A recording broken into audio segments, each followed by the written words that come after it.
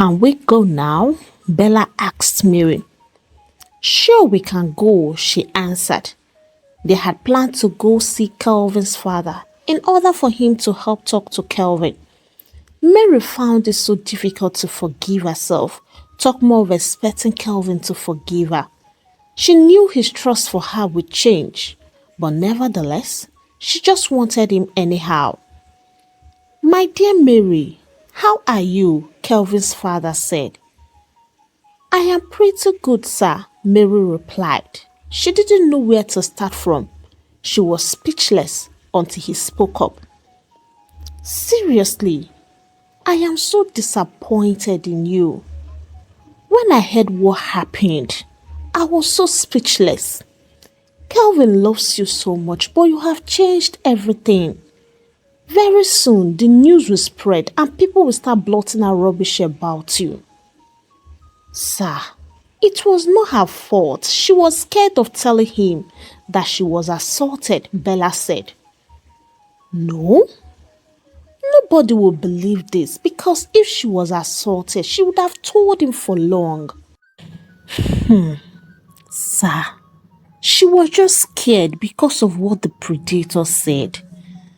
I can't believe this and I'm not happy with her for making my son wayward, Kelvin's father said and left, although Mary pleaded, but he wouldn't listen to her. And Mary couldn't believe that it was all over because Kelvin's father was her last hope. My gosh, what's wrong with me? I don't want Donald, but I can't just stop thinking about him, Anita said.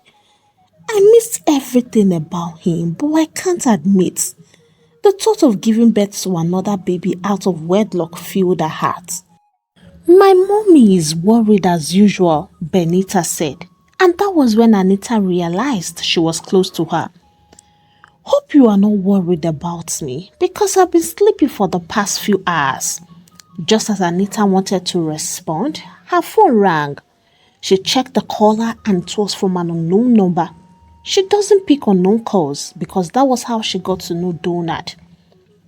Are you sure you don't want to pick the call? Benita asked. You talk too much, Benny, Anita said. I'm sorry, Mom, she said and walked away. I regret the reason I married you, Bella shouted at David. Madam, you can die for all I care, he replied. Bella couldn't help but cry. David had said he wants to take Mary as his wife. She felt disappointed in him, although she knew Mary will never accept. I wish you all the best, she said and walked out of the house. She met Donald outside the gates. She was surprised. Donald, I hope you are not here for me. Of course I'm here for you, he replied. No, we can't do anything. Anita suspected something and she was mad at me, which made us to take an agreement. She narrated how Anita said she will hate her forever if she ever confirms that Donald and her were having an affair. Well, I'm not here for all that. And just so you know, I am going to tell her about us. If she loves me, she will forgive me for telling her the truth. Besides, she's married and I can't believe she will marry so soon after everything we shared. What? Anita is married? To who? Bella asked. So she's lying to me. What about the man that picked her baby from the school? Donald asked again. That must be Timothy, Lena's supposed fiancé. But Lena has been taken away, Bella answered. Oh, now I understand. So I'm the father of Benita, right? Yes, you are. Okay.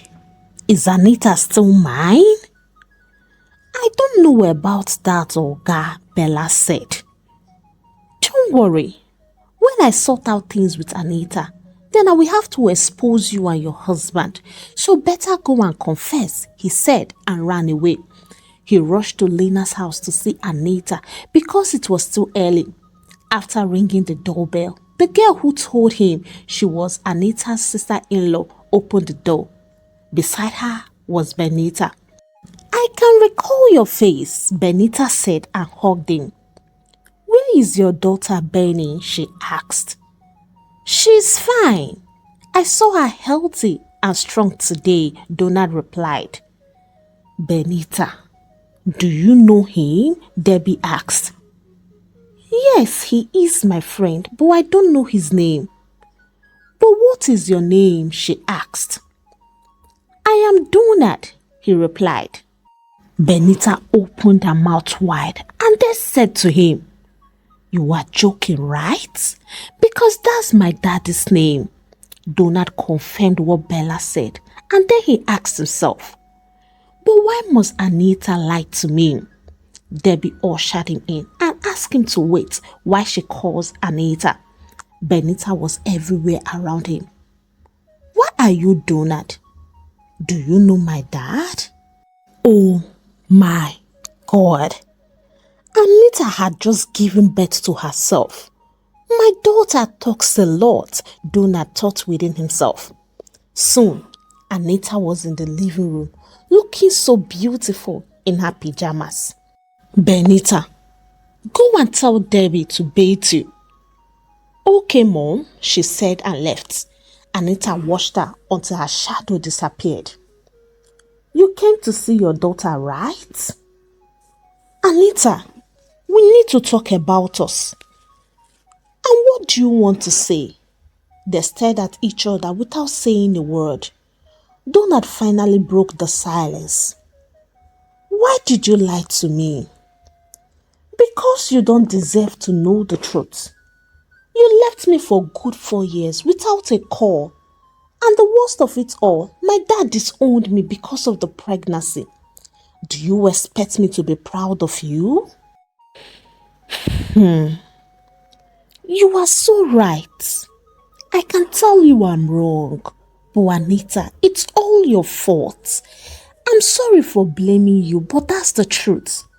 If I had known you would avoid me, then I wouldn't have allowed anything come between us aside the friendship. After the last day you came to my house, you avoided me like a plague, thinking I'm fake, but I'm for real. I meant every word when I said I love you, but you never believed me. See, forget about the outer beauty. You are so beautiful. There is something in you that made me love you, and it is still in you. He walked to her and held her hands. I know you love me just like I do. Please forgive me and be mine forever. Her eyes were wet and ready to cry when she whispered to him, I missed you. He hugged her. I'm here for good. I will make you and Benita happy again.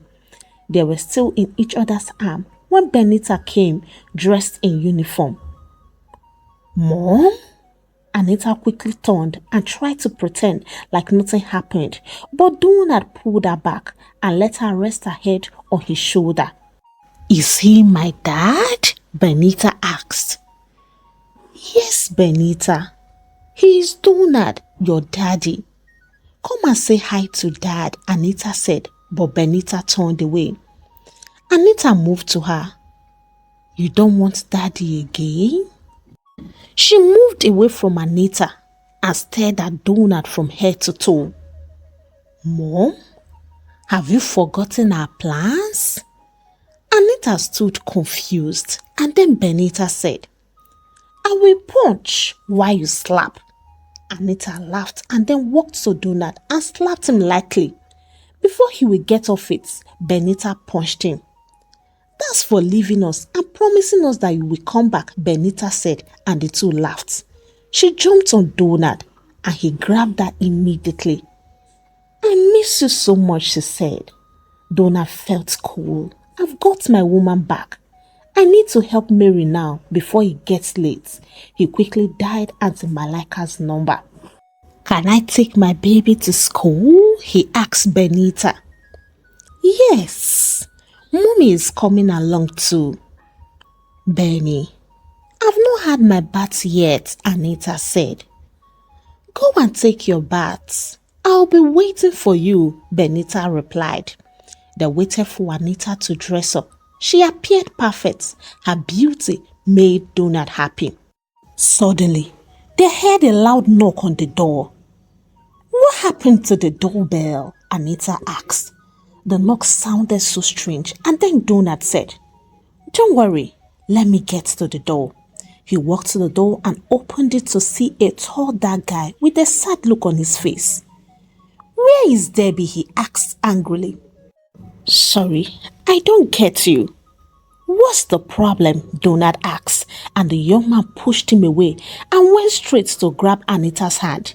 He twisted it roughly while she let out a cry. "Stop hurting me, Akin." When she mentioned Akin, that was when Donald remembered the bully. He angrily went to him and forcefully pulled his hands off Anita's hand. "What do you want? Who do you think you are?" he asked angrily. "I'm the one that played you roughly and took Lena away from you. That's who I am, and you are the loser." He tried to slap Donald, but he held his hand and then said to him, "Don't you ever try this in your life, else you will rot in jail." "And who told you I can't get Lena back?" Akin asked. "You will only see her, but you won't get her."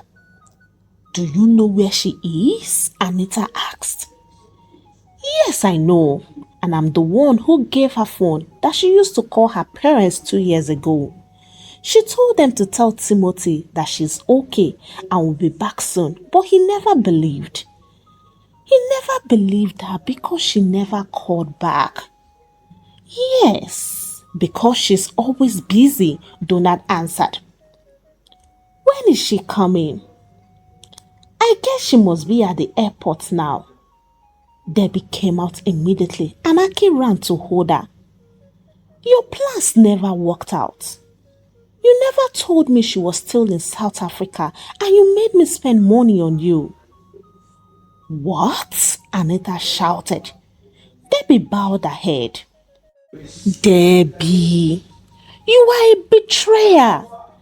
I've always wondered how Aki knew our plans, not until now." "I'm sorry," Debbie said. "For all I care, go in there, pack your things and leave," Anita said. "Hey you, Betty, I am getting Lena today," Akin said, but Donald ignored. How will he get her when he doesn't know when she will arrive, he thought. Anita sent Debbie away, though Debbie begged, but to no avail. "If you were nice to me the day I asked about Anita, I would have begged on your behalf. But you don't want it," Donald muttered. Benita was late for school, but she was so happy. Happiness was seen all over her with the way she introduced Donald to her friends as her father. They were still at the school when Auntie Malika called that she had arrived with Lena. "They are at the airport," Donald said to Anita. "You mean Lena?" "Yes, Lena. Let's go and see them." They rushed to the airport. Donald made his aunt and Lena to get into the car quickly. He drove to Lena's house. "Auntie, this is Anita, the lady I told you about," he said, introducing Anita. "Wow! Now I see why you were so in love. She's just the perfect description of the beauty of Africa," and Anita started blushing. "Well, I am here for the wedding, so let's make arrangements," Auntie Malaka said. "So soon?" Donald asked. "Yes, my dear, so soon. I've been waiting for a day like this," she said. Anita was so happy as they began to make arrangements for their wedding. Timothy came few hours later. His hug with Lena was like eternity. After all the arrangements, they set the date for the wedding. Lena and Timothy's wedding was the same day with theirs and in the same place. A day before the wedding, Anita visited Donald in his house. "Donald, I want you to tell me nothing but the truth," she said in a serious tone. "Okay, love, I promise," Donald said. "You will answer me yes or no, but you can explain after the yes or no," she said. "All right, stop keeping me in suspense," Donald said. Number 1. Have you ever had sex with Bella, my elder sister? Yes or no? My pearl. This question is somehow without explaining. Just follow my rules, Anita said. Yes, Donald replied. Hey, I knew it. I have always said this. You know what? You guys can continue, but it is over between us. She tried to leave, but Donald pulled her back. Anita, I will never let you go again, he maintained. Sorry, I can't be with you. To show you how serious I am, watch how I called the pastor to cancel the wedding. As if she was joking, she brought out her phone, but Donna still maintained, holding her and begging her. Can you let go of my hands? Anita said angrily. Will you listen to me as you have said? He fired back. Do I need to listen to my playboy fiance? Come on, Anita. Your sister and I were together even before she got married. Everything changed when you came into my life. Though I thought I would punish her by frustrating you, but you caught me with your love and the evil in me melted. Look into my eyes and understand that I love you unconditionally. If you call me a playboy fiance, I accept. But can a playboy tell the truth? That's one of the things you need to check out. I love you, and that's why I came back.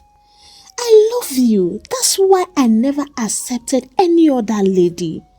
Anita, just get it for once. Anita could see the truth in him, the seriousness in his eyes. I must not be leaving him at all times. But how about Bella that lied to me? She thought within herself. I'm so sorry, love. I've been mad at you at almost everything. I'm sorry I've not been that understanding lady. It's simply because I love you and I want the love all to myself. I will always stand by you, Anita said. Are you for real? He asked. Sure, Anita replied, smiling. He hugged her tightly and kissed her on her cheek. Thank you for loving me. You are welcome, Anita said. Anita took water from the fridge and gave him to drink in order to calm his nerves. I want to tell you something, he said, calling her attention. Really? Tell me about it. Have you seen Mary, your sister's best friend? Not at all. The last time I heard, she was sent away, Anita replied. What? Don't tell me it has gotten this worse, he asked in a serious tone. Do you know about it? Yes, I do. I've got an idea and a proof, he said. All right, show me. Donald was holding a flash, which he inserted into his television. The scene started playing. David, a lady and 2 other guys were in a room. Sandy, tell her to come downstairs for her gifts, David said and gave the lady a phone. After having conversation with the lady, the 4 men covered their faces with a mask while one of them was sent out. Few minutes later, the guy came back with Mary, who was shivering in fear. Do whatever we ask you and you'll be free in no time, the lady said. Okay, ma, Mary answered in fear. He won't assault you. You guys will do it willingly, and that's all, the lady said. What are you talking about? Mary inquired. I mean, one of my boys will have sex with you. Please do not shout, else we will fire you.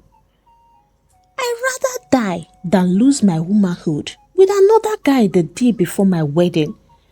My husband-to-be knows I'm untouched already, Mary said. Anita felt disgusted at the bullied lady. Wow! It seems you are stubborn and you prefer to die. Say your last prayer before I send you to hell, she said, pointing the iron at Mary's head. Seeing the seriousness in the lady, Her little voice trailed off. Please don't kill me. I will do as you have said. I wanted taking things easy with you, but it seems you are stubborn, so I will make it hard for you. Now, undress yourself, the lady shouted. Don't forget you are a lady like me, Mary reminded the lady. She slapped lady. I am not a lady, and I can never be a lady. Remove your clothes, she said to Mary. Mary removed her clothes out of fear. She was naked in front of the three guys and the shameless lady. The lady signaled David, who did the same, and started walking towards Mary. But then, the lady stopped him.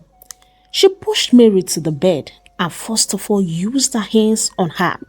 When she was done, she signaled David to go on. David entered, and that was when Anita quickly switched off the television. Is this real? She asked confusedly. Yes, and that was the night before her wedding. How did you get this video? She asked. I traveled with the two guys to get an evidence, he said. Anita began to cry. Poor Mary, and Kelvin wouldn't listen to her. I am going there today because David is just evil. No, Pearl. I have got a good plan. Trust me. What about it? Anita asked. He whispered his plans and Anita couldn't help but kiss his smartness. Oh God. Life is bored without her. I can't even live like a bachelor. I need a woman, but I don't trust anyone, Kelvin muttered to himself. I have been killed, so I won't allow that in my life again.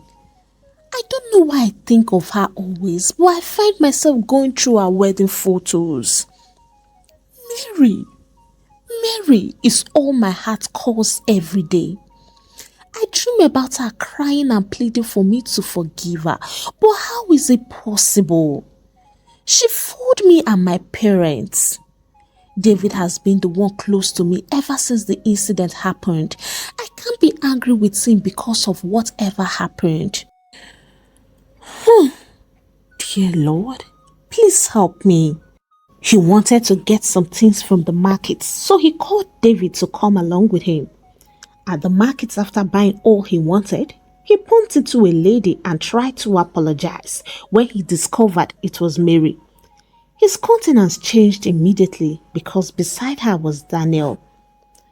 I know I am bad to you and I have offended you, but I don't expect you to look at me this way, she said and was about to go. Kelvin tried to call her back, but David pulled him back. Come on. She's too unfaithful, he said, and they both walked away, although Kelvin's mind was still with her. Oh, I forgot my wallet at the store. Let me go and get it, David said, and Kelvin allowed him to go. He ran to Mary, who was walking majestically. Hey, Mary, I am so sorry over what happened. Kelvin lost interest in you, but don't worry, I will talk to him. Thank you, David, but I don't need your help. Kelvin is not a baby. He's old enough to make decisions on his own. He should do whatever pleases him, but I'll always be here for him whenever he wants me. I see. He said you were the worst thing that ever happened to him, but I told him not to say so because you are special, David said. Why are you here? Mary asked bluntly. Because I like you and I want the best for you. Do I look like I'm suffering? She asked again. No, David replied. Then know that I don't need your best, she said and walked away. David tried calling her back, but she ignored. I know how to get her, he muttered to himself. Mary got home exhausted, so she decided to rest. She quickly dialed Bella's contact. Hello, bestie. Where are you at? I am home alone, Bella replied. Can you come over? We need to talk. All right, give me some time. I'll be there, Bella said, and then Mary hung up. She sat down on her bed. Life has taught me a lot. If Kelvin will ever forgive me, I will never try to keep secrets like that from him again in my life. She was lost in thought when her phone rang. She checked the caller's ID. It was Bella. Hello, are you close to the owner of this phone? A masculine voice asked. I don't get you, Mary replied, confused. The lady who owns this phone just had an accident and it is a fatal one, he said. Mary's heart skipped. No, it can't be possible. He described the hospital she was taken to and Mary rushed out of the house like a madwoman, not knowing what to do. Bella is the only one I can trust outside my parents. Lord, please keep her for me. She rushed into the hospital, but the doctor asked her to wait behind. She couldn't wait, so she picked up her phone and called her husband, who said he would join her at the hospital. She called her mom as well. Few hours later, her mom, Anita, Benita, and a young guy came in. The doctor said she needed to rest, so they all waited until she woke up. You scared me, Mary said to Bella when she woke up. Bella smiled. According to the doctor, the joint on her knee is dislocated, which will take some time to get healed. Thank you so much, Mary, Bella said.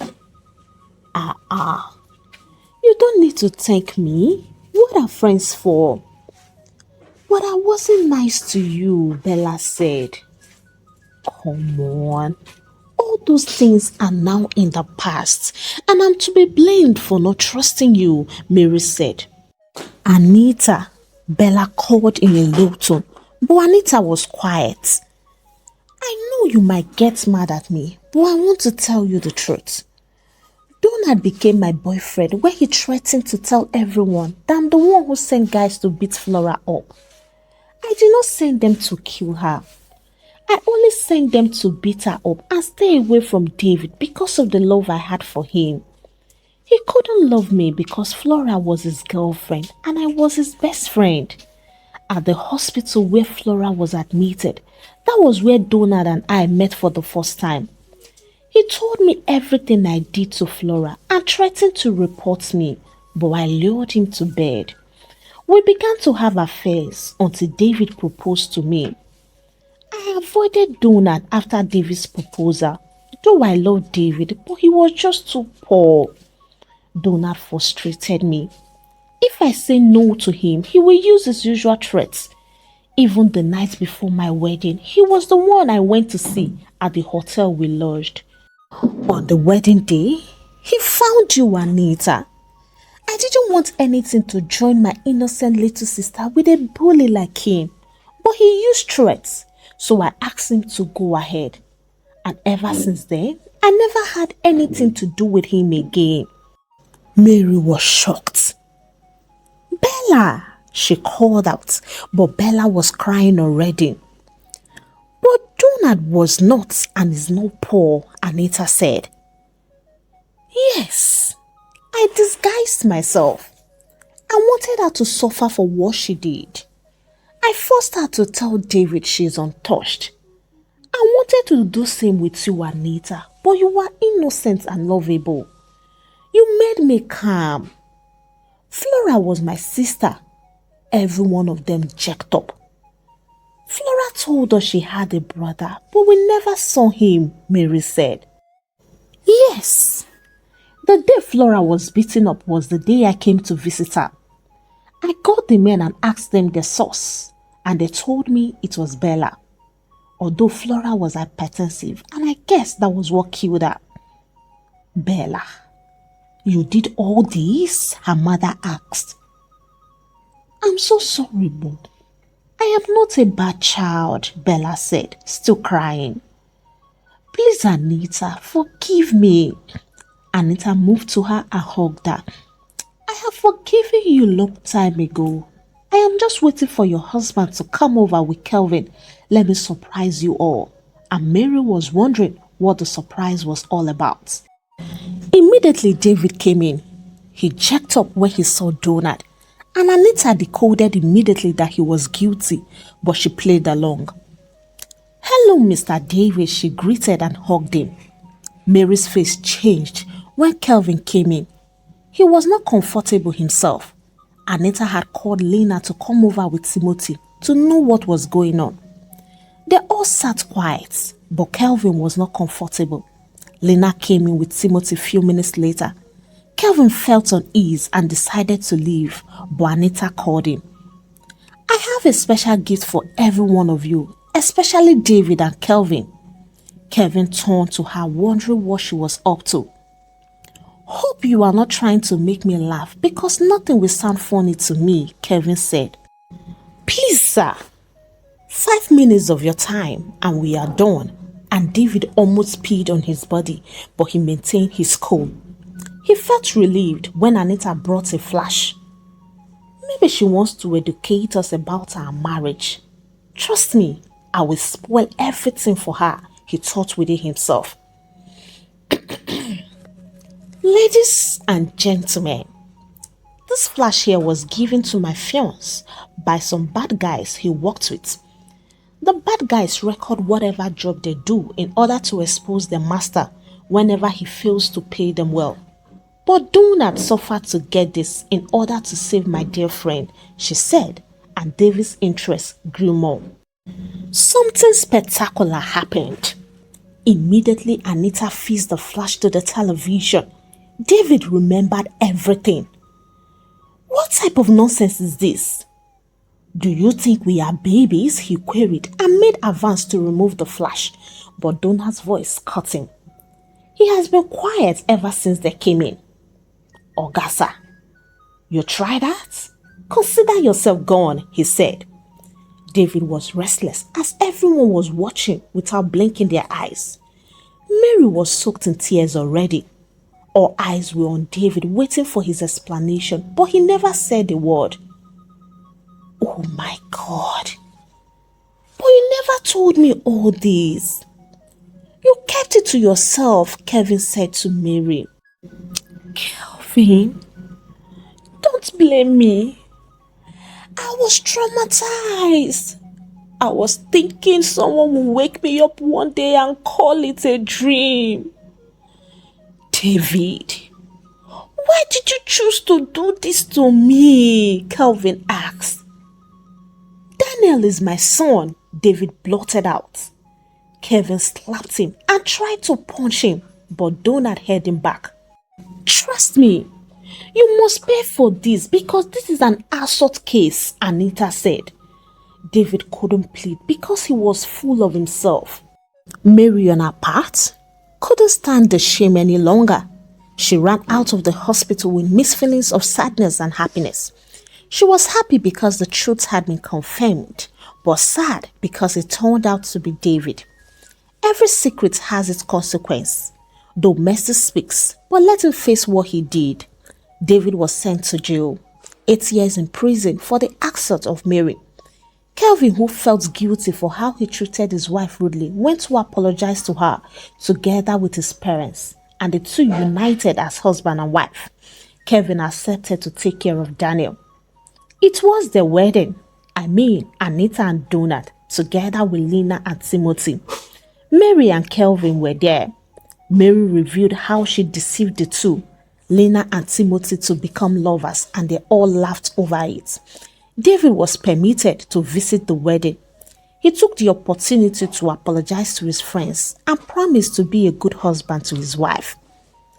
"Here we are as husband and wife," Anita said to Donald. "Yes, I have a confession," he said. "Tell me about it." "I cheated on you by kissing someone today." Anita's countenance changed immediately. "How long will you keep cheating on me?" she asked angrily. "Unfortunately, the person I kissed was a cute little baby." Anita frowned at him for teasing her because she knew it was Benita.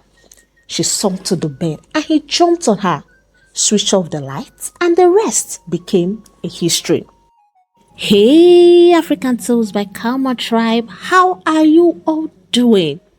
It's been an amazing journey in this particular series from episode 1 to the final episode, and I am so sure that you have learned one or two things from this particular story.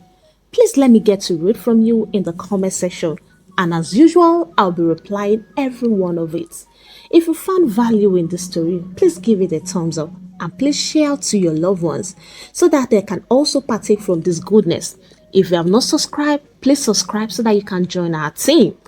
Again, if you love what Kama is doing on this channel and you wish to support me, kindly use the link on my bio or the link on the description of this video to buy me coffee. You can as well buy me a super thanks by simply clicking on the super thanks icon. Until I bring the next story your way, it is a goodbye from here, and God bless you.